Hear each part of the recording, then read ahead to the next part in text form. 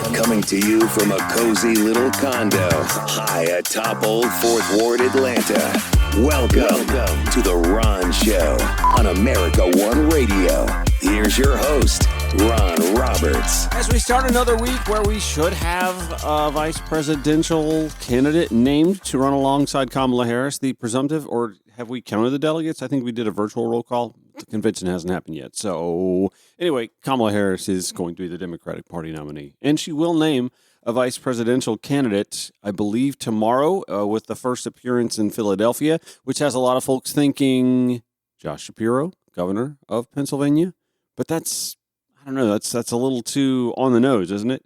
Is it maybe another deep fake? It's a term floating around a lot here lately, that the whole Biden reelection campaign was just a deep fake to get the GOP off their game and off target so that Kamala could be slipped in at the last minute. Anyway, why give oxygen to a lot of that nonsense? 2 weeks ago, though, I mean, this is how crazy the last 2 weeks have been. 2 weeks ago, at the RNC convention, Donald Trump was speaking about unity. I am running to be president for all of America, not half of America, because there is no victory in winning for half of America. So tonight, with faith and devotion, I proudly accept your nomination for president of the United States. Yeah, that was the call for unity. Even from the sounds of things at that convention speech, reaching across the partisan divide. He can't even unite his own party. Not even bothering to try, actually. And to hear some Georgia Republicans speak, he just lost Georgia over the weekend. You know, Fannie Willis is a good friend of your governor. You know that? Your governor. I'm not a fan of your governor. So let's actually dive in a little bit more on Donald Trump's statements in Atlanta over the weekend at Georgia State University.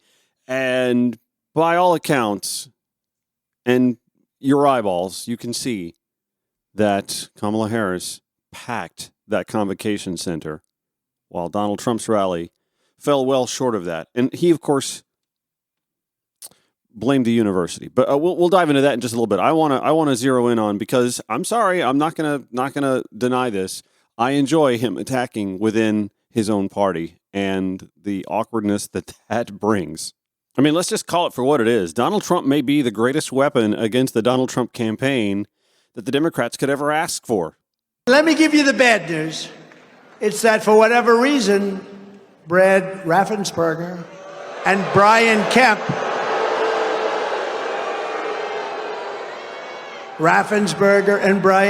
your governor, who I got elected, by the way.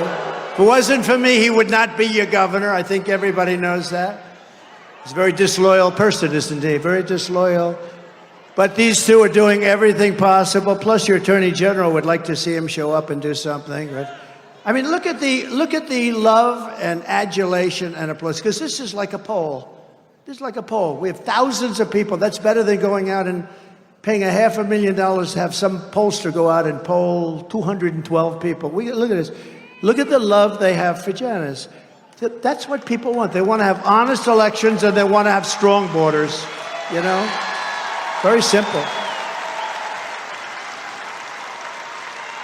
But your governor, Kemp, and Raffensperger are doing everything possible to make 2024 difficult for Republicans to win. What are they doing? I don't know. They got something in mind, you know. They got a little something in mind. Kemp is very bad for the Republican Party. He wouldn't do anything. You know, we have Burt Jones over here. We have Burt Jones. All he wanted in the Senate was to have a special resolution passed, and it was all done. Every senator wanted it. Every Republican wanted it. And we have Senator Beach here someplace, too. Where is Senator Beach? Oh, I can't forget him. We can't forget him. A warrior, you know that, and many others in this group. But all they wanted was to have just a special, we want to go over the election. We want to look, because there's too many things. And the governor wouldn't sign it. And I knew he would, because I got him elected. I sent a young guy over to his office. Would you please have him sign this? And the kid came back. He said, Sir, he won't sign. Of course he will. I got him elected. Give me a break. Of course he will. No, he wouldn't. And then I said, well, go back over. Tell him it's for me.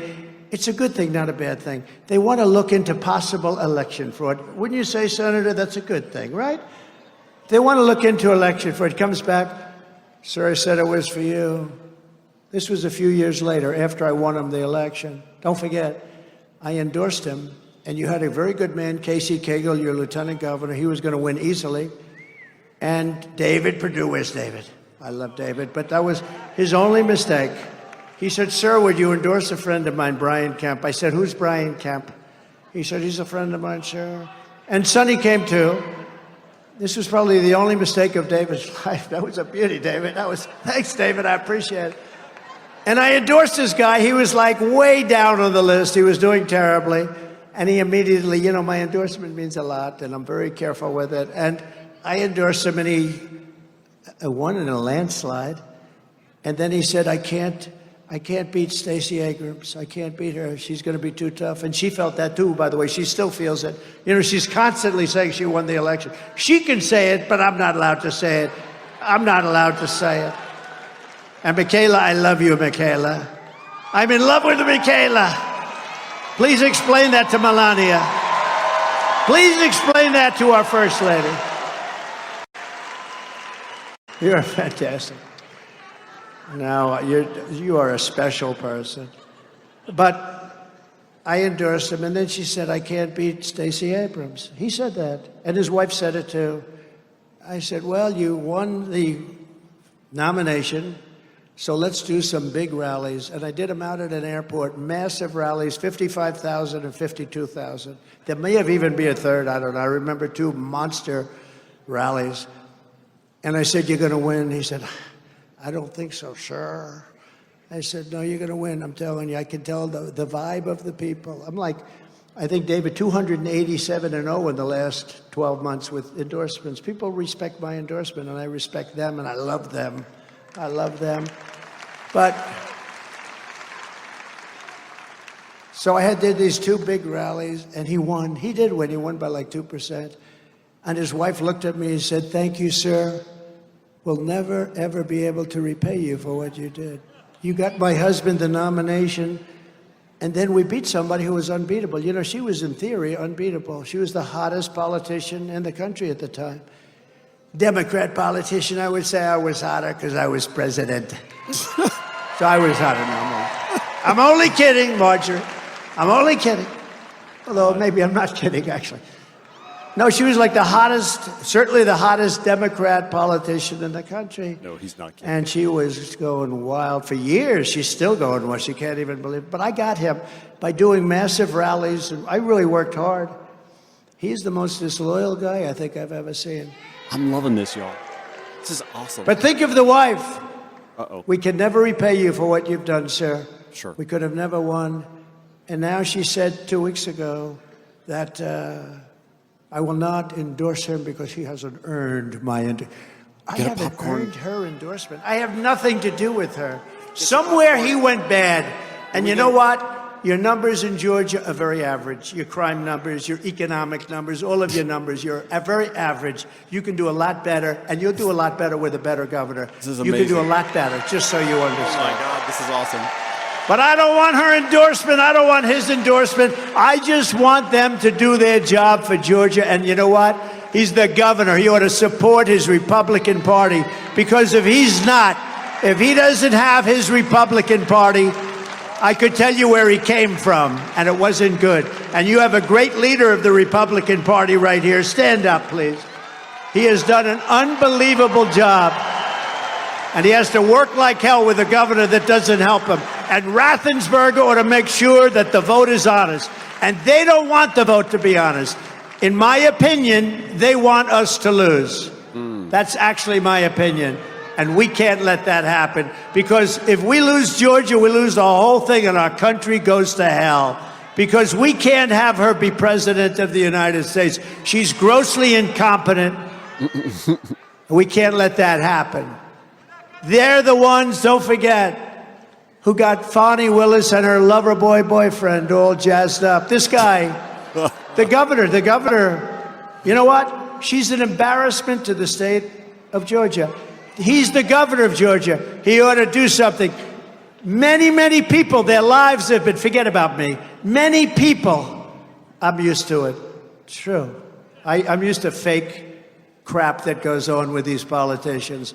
But many, many people, their lives have been destroyed because of Fani. F-A-N-I, Fani. You have to pronounce it Fani. It's called Fanny. You have to pronounce Fani. I don't know how she gets. She should add a little U in there someplace if she wants people to call her. No, her and her lover, right? Lover boy Wade. Donald is going off. She hired him because of experience. Paid him almost $1 million a year for experience. He's got great experience. He never did a thing like this in his life. Well, who did? He knew nothing about it. The only thing he knew about was something else. He knew about that. That's all he knew about. He didn't know a damn thing. Do you know him? Have you ever met him? Yeah, a couple of times.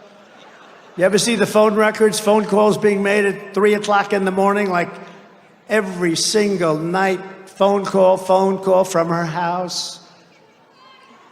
And he said, no, not well. I don't know her well. No.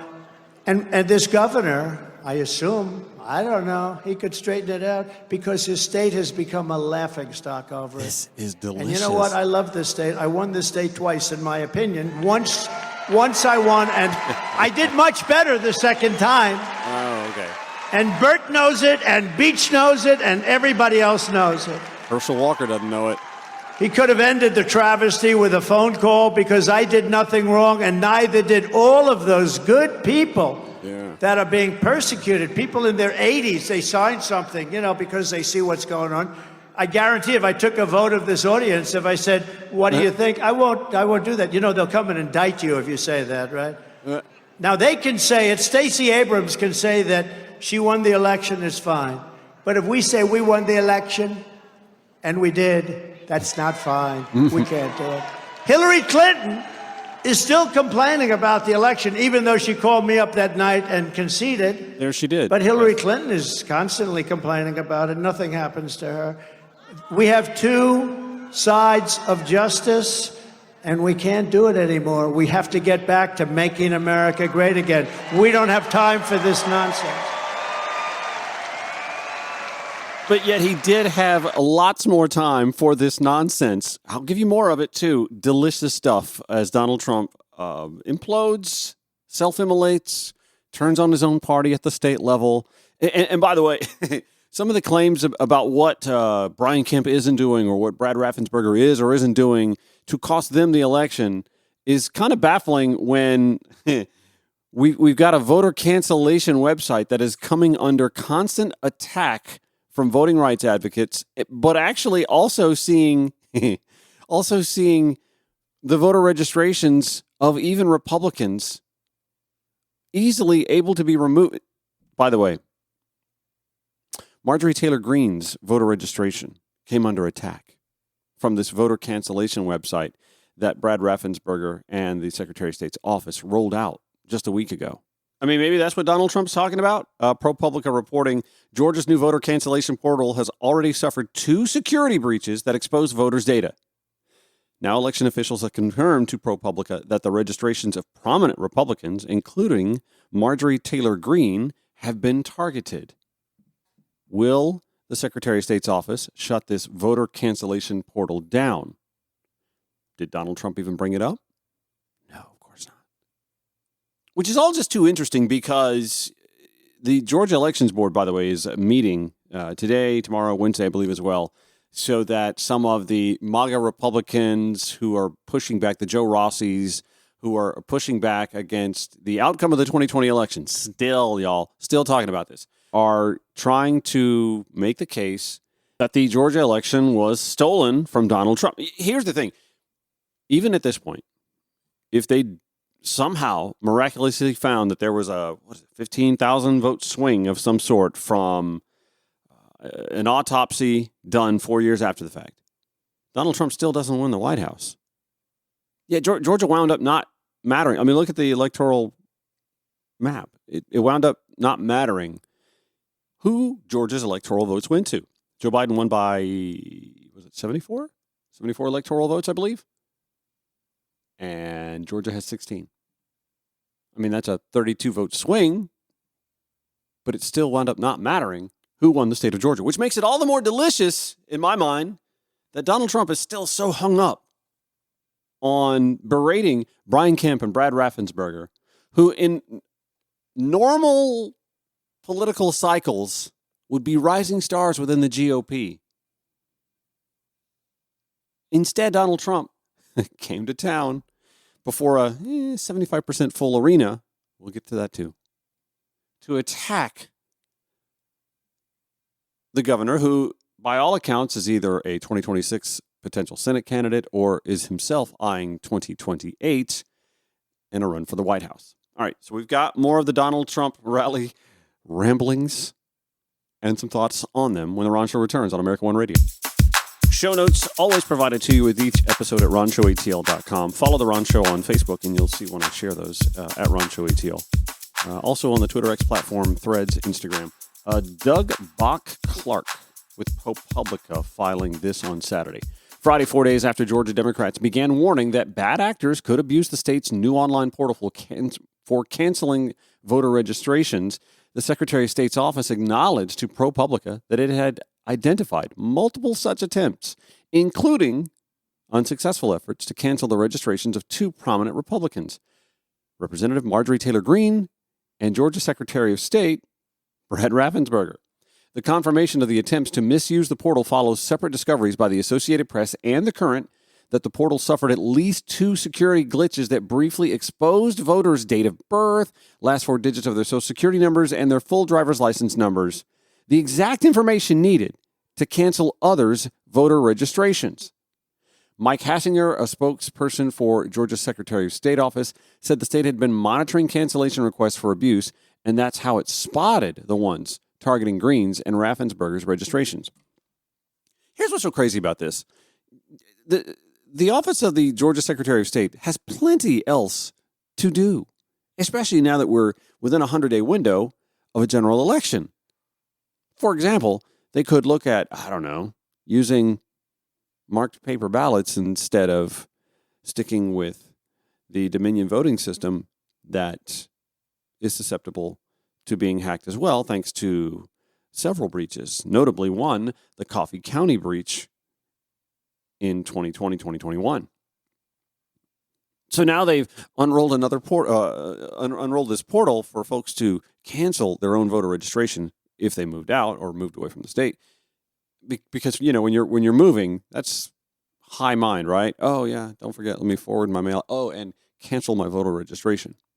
Hey, but don't worry about somebody being nefarious and canceling your voter registration. I mean, you have to go and check your registration status like all the time now, especially when you get to within, the 45-day window or so, because it takes forever to clear up these problems.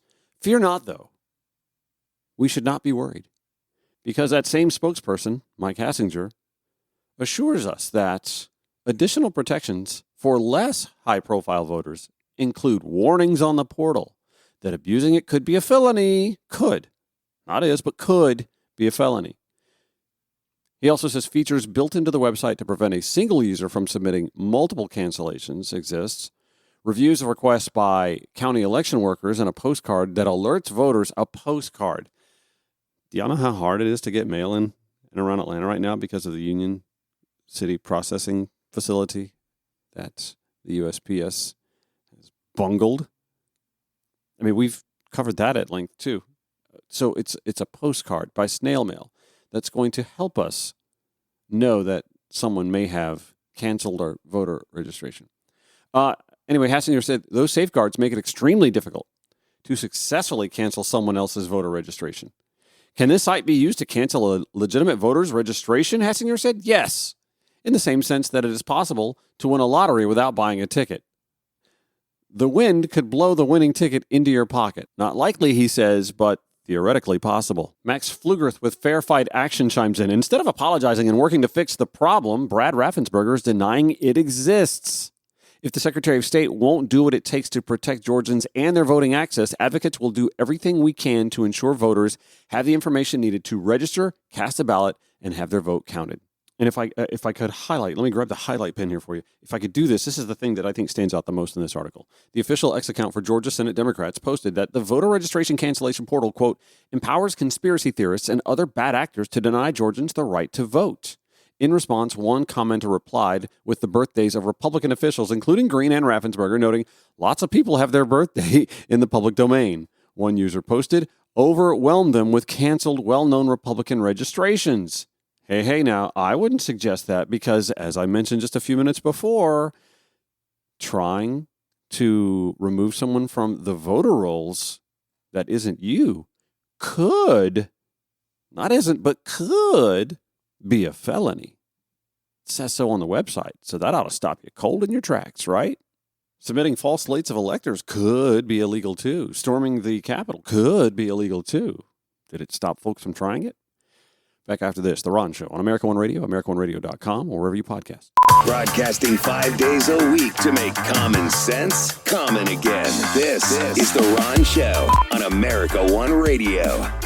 So reaction rolled in pretty swiftly on the circular firing squad, the one-man circular firing squad that is Donald Trump at the Atlanta rally that he held at Georgia State University in the very same convocation center that Kamala Harris held her rally in just days before, although Donald couldn't get the folks seated in the upper deck quite the same. The headline in the AJC yesterday, Donald Trump's stupid swipes at Brian Kemp come at a terrible time for the GOP. Trump may have just lost Georgia, says one despondent former state legislator after Donald Trump revived a long-running feud with Governor Brian Kemp. Greg Bluestein reporting on this. So much for Republican unity. Even before Donald Trump took the stage Saturday at his Atlanta rally, he took to social media to berate Governor Brian Kemp and his wife Marty as traitors to the GOP cause. Then, before thousands of supporters packed into a Georgia State University arena, I think Greg's being quite benevolent there, Trump escalated his attacks. Kemp and his allies, he said, want us to lose in November. Under Kemp's watch, he added, quote, the state has gone to hell, and Atlanta became a killing field. Never mind the lack of evidence supporting the broadsides. Over the course of his 90-minute speech, Greg Bluestein writes, the former president reopened festering internal wounds within the Georgia GOP and left fellow Republicans baffled and seething at the timing of his tirade. For months, Trump had refrained from publicly feuding with Kemp and other Republicans he wrongly blamed for his 2020 election defeat. And now, with the race in Georgia tighter than ever against Vice President Kamala Harris, he chose to reopen the raw rift. Attacking a successful and popular governor is not only wrong, it's politically stupid, according to Cole Muzio, a conservative activist and close Kemp ally. The stakes are too high for pettiness and for the candidate to actively undermine his own chances. Within minutes of Trump's fusillades, a full-scale campaign was underway with MAGA loyalists and mainstream Republicans alike who rushed to Kemp's defense and to restore some semblance of GOP unity.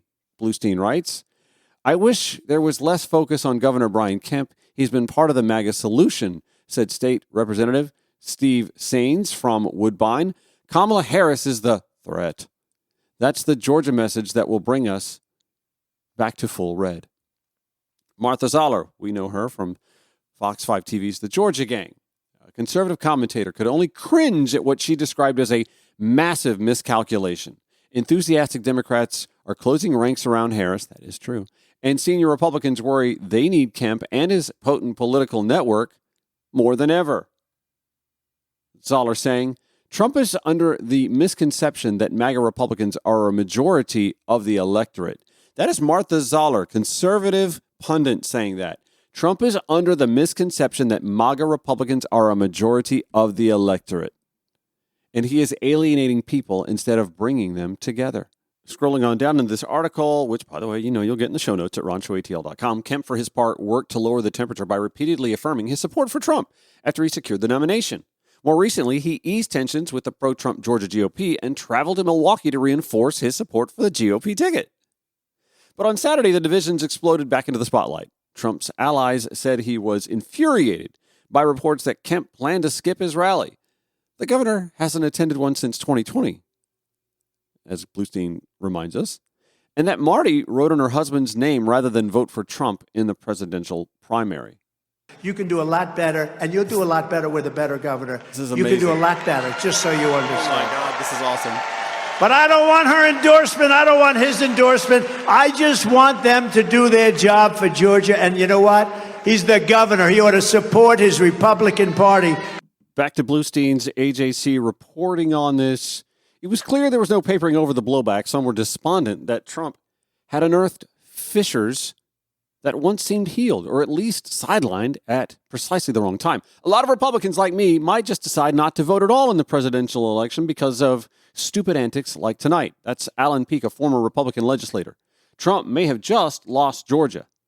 And the renewed tensions raise questions about how Kemp, regularly the state's most popular Republican in polls of Georgia voters, wields his considerable influence. Over the years, he's built a powerful political network that he's tasked primarily with helping Republicans in swing legislative districts win or keep their seats. So let's just stop right there. Does anyone still think Brian Kemp is going to vote in private, as we all get the opportunity to, well, in theory anyway, and still vote for Donald Trump? Do we think Marty? I think she's already said she's not going to. She's going to write Brian in. Kemp taking to his personal X, formerly Twitter, account, "My focus is on winning this November and saving our country from Kamala Harris and the Democrats, not engaging in petty personal insults, attacking fellow Republicans, or dwelling on the past. You should do the same, Mr. President, and leave my family out of it." He won't do that. This is the same GOP that bootlicks for Donald Trump. Ted Cruz sat there or stood there on the dais and watched as that man insulted his wife. Ted Cruz bootlicks for Donald Trump. To this day, Little Marco Rubio was shilling to be the VP nominee after being berated as being Little Marco forever. Nikki Haley shilling for Donald Trump. Ron DeSantis. I mean, they're feckless in the face of this guy, who, again, as you heard me say, Martha Zoller, conservative pundit, pointed out, MAGA Republicans are not a majority of the electorate. Georgia Republicans are concerned. And you know what? Maybe they should be, because new polling seems to indicate that momentum is not on their side. We knew going into this, I'd been imploring Democrats to consider that the majority of this country didn't want either the incumbent or the former president to serve in the White House from 2025 through 2028. And American voter polling shows that a majority of those polled are elated that they have an option other than those two. And that option other than those two is now leading in the poll nationally and shows, according to Nate Silver, that Kamala Harris now has a 51% betting odd chance of winning the Electoral College this November as well. Back to conservatives being upset at all that Donald Trump did over the weekend to damage his and his party's electability this November. I'm sorry, this is delicious. I'm not going to lie. I'm totally enjoying this. Eric Erickson, I suspect before Trump got on stage tonight, his team allowed him to socialize with some of Georgia's Stop the Steal freaks, who whispered in his ear, the good ear or the badly damaged miracle ear. I'm sorry, that's me. Back to Eric Erickson. The Democrats keep their social media freaks away from Biden and Harris's ears. The GOP puts them at Trump's table. To which I wonder, why is it not more concerning to elite pundits like Eric Erickson that the nominee of the GOP, Donald Trump, the stable genius, is so easily influenced by these, what do you call them, freaks? Why is it not more concerning, Eric, that your nominee, your party's nominee, is so easily influenced by these crazies? Should we start talking about dementia? Should we start talking about his age, cognitive abilities, if the Stop the Steal freaks, as Eric Erickson calls them, so easily influence Donald Trump that he's able to then go on stage and go on a many-minute rant against the governor of the state that he's in and even his wife, to the point that now Eric Erickson and Alan Peake and Martha Zoller and a lot of Georgia conservative pundits and political leaders are quietly, if not openly, saying, holy shit, he just cost us the state of Georgia. Now, if you'll allow me, I want to be a little petty. I went to the Kamala Harris rally, obviously. I actually was in the area Saturday. Forgot it was happening, honestly. I had to pick up a friend and take him to the airport, and he lives like 2 blocks from the new Convocation Center. And I forgot. I got stuck in the traffic. And, there was a long line as there were for Kamala. I'll say this. Whoever organized this rally for Donald Trump, they at least had the decency to have some portalets set up.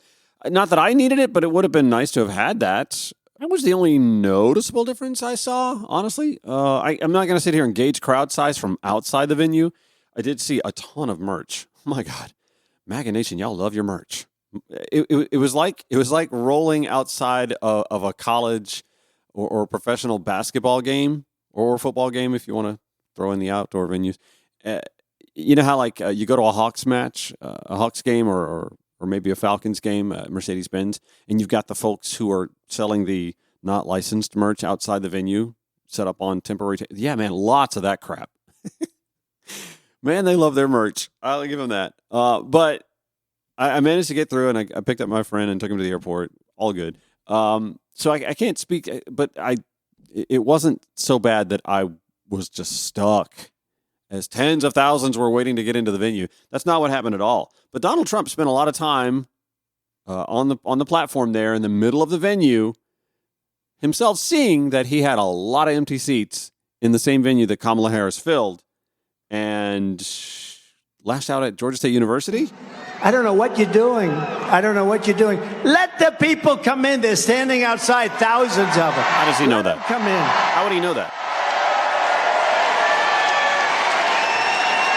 It's obviously, Marjorie, a very liberal school, I guess, right? I'm not happy with the school. Let them come in. They're standing. It's 95 degrees out. Let them come in. There's some seats. Now they got thousands of people. They won't let them in. A Harris presidency. You know why? Because they don't want to show that we're successful. That's all it is. That's what it is. They don't want to show. She has to go get entertainers. They start leaving as soon as she opens her mouth. Which actually didn't happen. I will say that, as is the case in any large event you go to where there's a packed crowd and it's tough to get out, parking and the traffic is a nightmare. Yeah, there's always a handful of those who are like, oh, she's almost done. I'm going to go ahead and make my way down the aisle and listen to her as I leave. Yeah, I mean, that happens. However, that happens routinely at a Donald Trump rally. In the midst of the guy spoke for like 90 minutes. Of course there was going to be some eye glazing and, okay, I've seen this before, I've heard this before, nothing substantive, maybe we can beat the traffic. Sure. But Donald Trump's crowd size did not meet Kamala Harris's crowd size. And that's before you factor in all that he said on the platform that was attacking folks in his own party.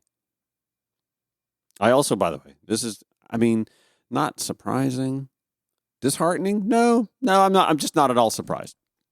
My conservative pundit friend Austin Rhodes texted me a photo of, I guess he went to the rally. Or did he? I don't know. Of, the folks sitting behind the podium.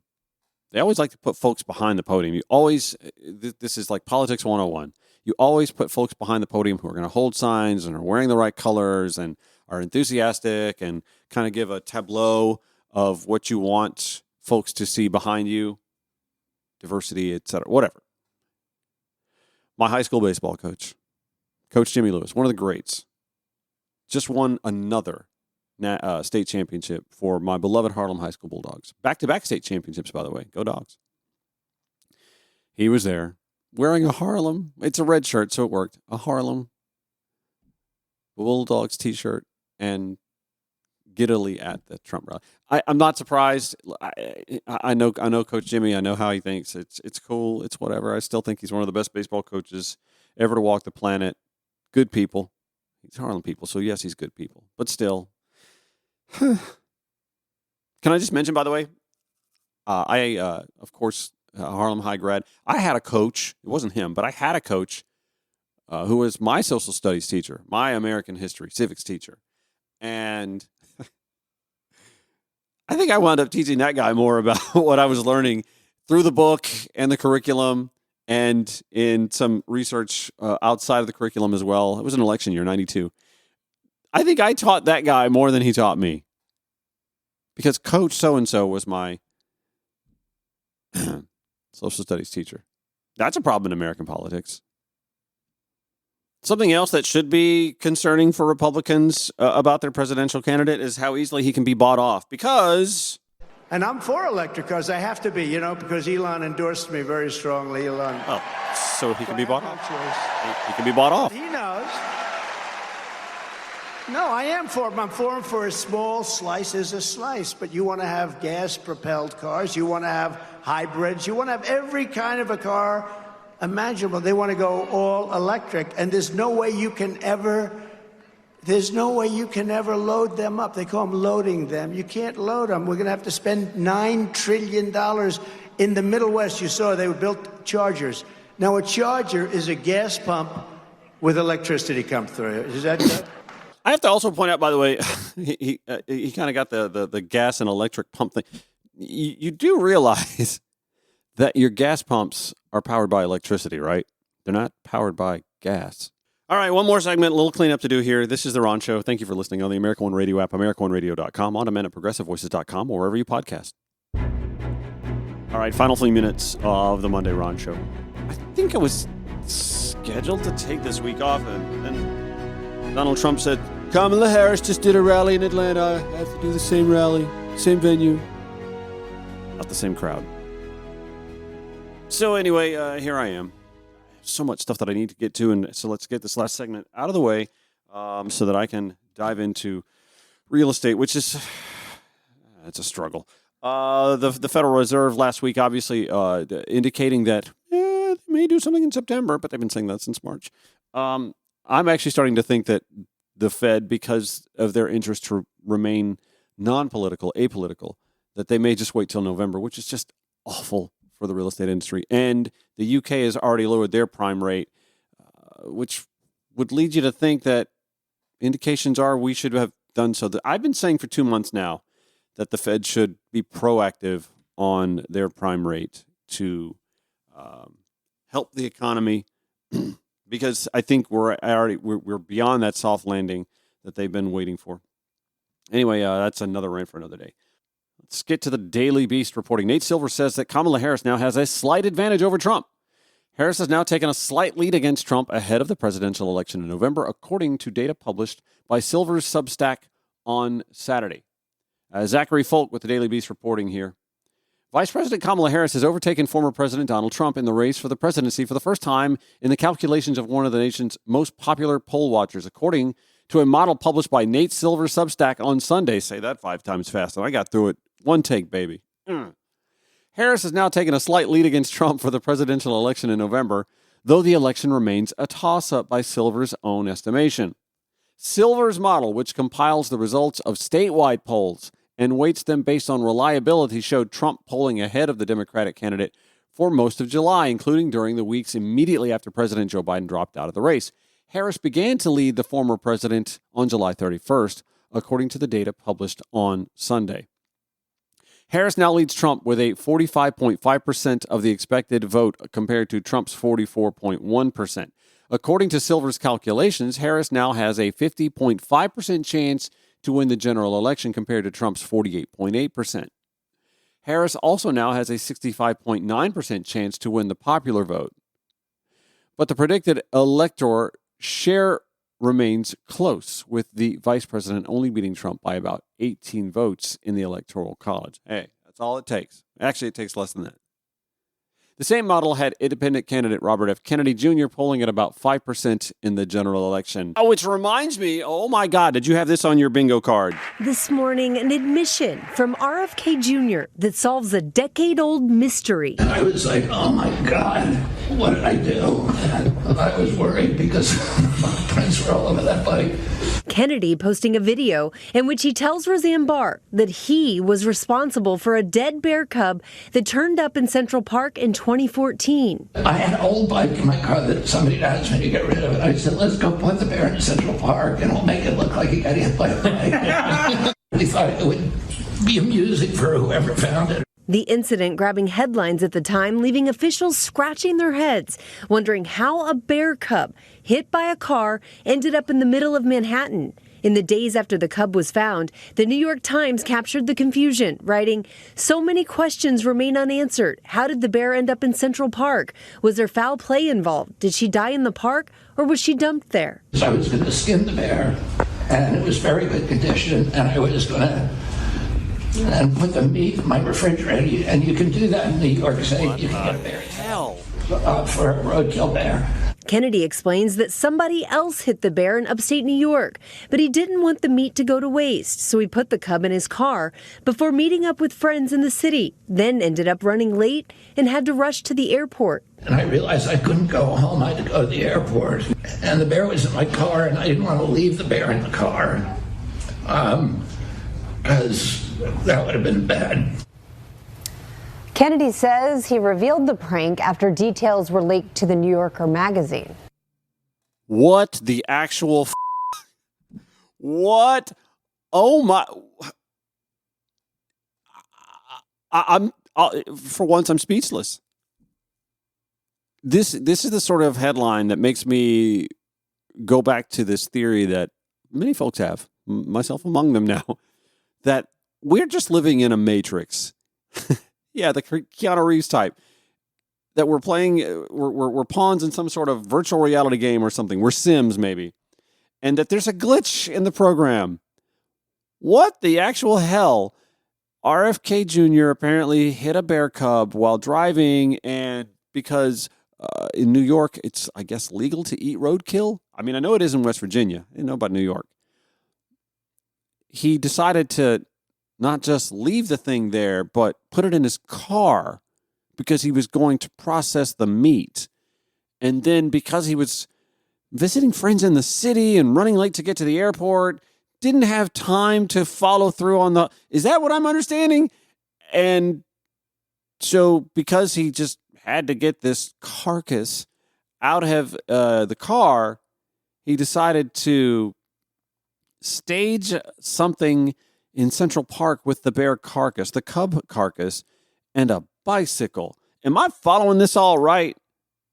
Okay, honestly, as much as I'd like to harp on that oddness a little bit more, can we call the time of death on this campaign? Because that is absolute batshit.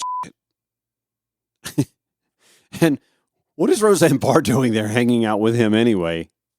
Listen, I'm not going to sit here and tell you that there's not some portion of the electorate that thinks a little bit like Kennedy, pro-choice but seal the border, anti-vaccine, anti-war machine, although he's pro-Israel, funding from America for the war in Gaza. Anyway, that there's not some gray area where there's a amoebic-like voter ideology. I think hit a bear cub and was going to process the meat and then was running late for the airport and decided to stage something on a bike in Central Park. I don't know that there's a base of support for that. So, yeah, I think we can call the time of death on the RFK Jr. Charade. That is just crazy pants. As was Trump over the weekend. All the show notes will have the citations for all of this, including the New Yorker article. It's pretty interesting. In today's show notes at ronshowetl.com. Back tomorrow 9 to 10 a.m. Replay 5 to 6 p.m. on the American One Radio app, AmericanOneRadio.com, and on demand all day at ProgressiveVoices.com, and then wherever you podcast. Have a great one. We'll see you tomorrow.